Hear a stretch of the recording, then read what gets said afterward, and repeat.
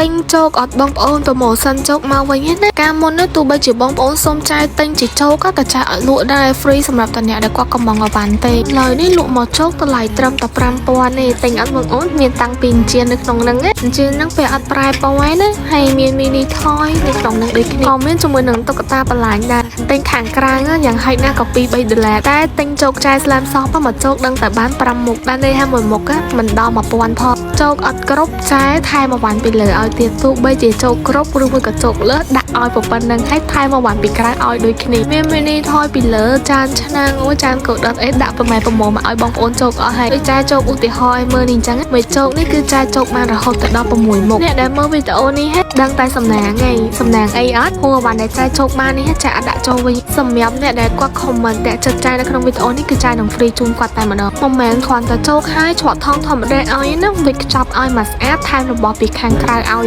បងប្អូនសម័យមើលតែ5000នេះចំឲ្យមកស្អាតដូចខ្ចប់កដោទិញធ្វើជាកដោជូនមិត្តភ័ក្តិ surprise ខ្លួនឯងអីមកអែមតែម្ដងម៉ូសិនជោគហ្នឹងមិនមែនមានរហូតទេណាចឹងសម្រាប់អូនដែលចង់កំងអីអាចធ្វើការកំងលើនេះបានអូភ្លេចបញ្ជាក់ចាប់ពី3ជោគឡើងណាបីកុំឲ្យបងអូនសុញសាយរឿងសវ៉ាដឹងតែបើសិនជាទិញអវ៉ាន់នៅក្នុងស្លាមសោបស្រាប់ហើយគាត់តែកំងអែតថែមមកជោគអាហ្នឹងចាយលក់ឲ្យបានហើយបញ្ជាក់លក់ទៅអនឡាញទេសម្រាប់ការជោគវិញក៏មានពីរប្រភេទដែរមួយដាក់កែវមួយដាក់ថងនេះដោយសារតអវ៉ាន់ច្រើនច្រកកែវអត់អស់ចឹង